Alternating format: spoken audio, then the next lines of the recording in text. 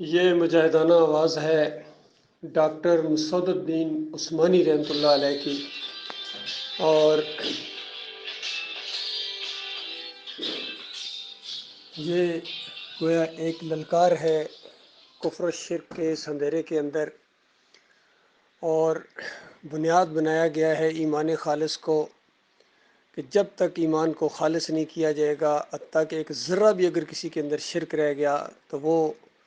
مارا جائے گا۔ بالکل یہ بات حدیث کے مطابق ہے۔ نبی علیہ السلام نے فرمایا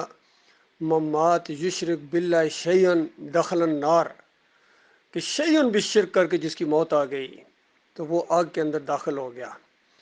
باقی واسطے وسیلے غیر اللہ کی پکاریں، یا علی مدد، یا رسول مدد، یا غوث مدد، پھر 11ویں پھر 12ویں کے کیک، پھر محرم کی سبیلیں، شربت، گھوڑے کی پوجا، جمہوریت کا مشرکانہ نظام، یہ تو پہاڑوں کیا، یہ تو زمین اور آسمان کے اندر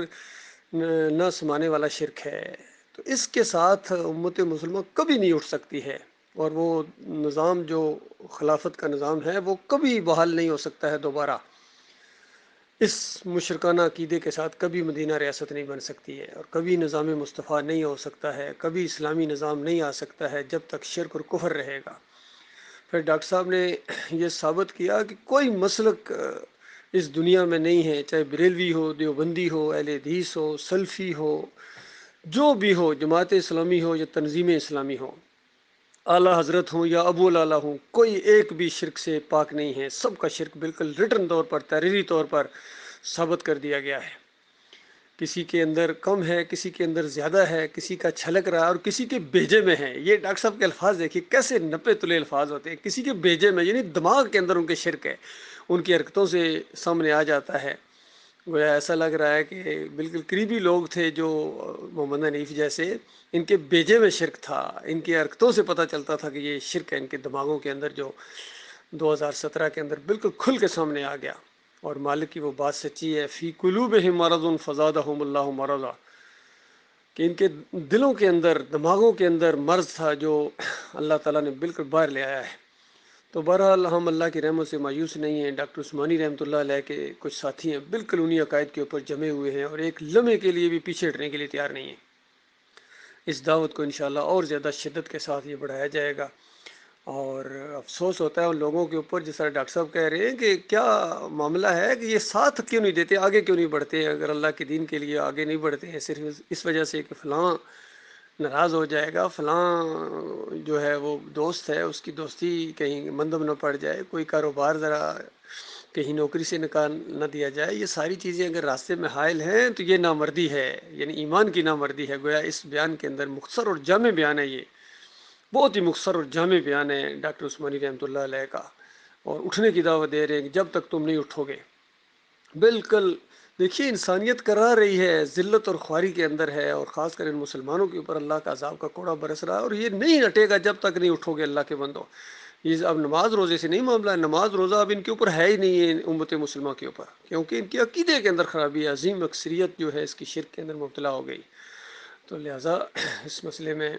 بہت ہی سنجیدگی اختیار کرنی چاہیے، اور پورے شعور کے ساتھ، بصیرت کے ساتھ، یہ نہیں کہ ایسے آپ یعنی بغیر سوچے سمجھے آگے بڑھے، نہیں، پورے سوچ اور سمجھ کے کہ اٹھیں گے اپنا بھلا کریں گے، جنت کی بہاریں آپ کا انتظار کر رہی ہیں مومنوں، اور اگر نہیں اٹھے گا تو جہنم منہ کھولے تمہارے لیے بے قرار ہے۔ یہ اب دو ہی مسئلے ہیں، یا تو اٹھو توحید کی دعوت لے کر اٹھو، ساتھ دو اس کا، یہ دعوت اٹھی ہوئی ہے، اس کا ساتھ دو، اور ساتھ نہیں دیتے ہو تو ظاہری بات ہے پھر اس کا تو مخالفت ہی کر رہے ہو، یا نیوٹرل، اور نیوٹرل تو جانور ہوتے ہیں۔ تو یہ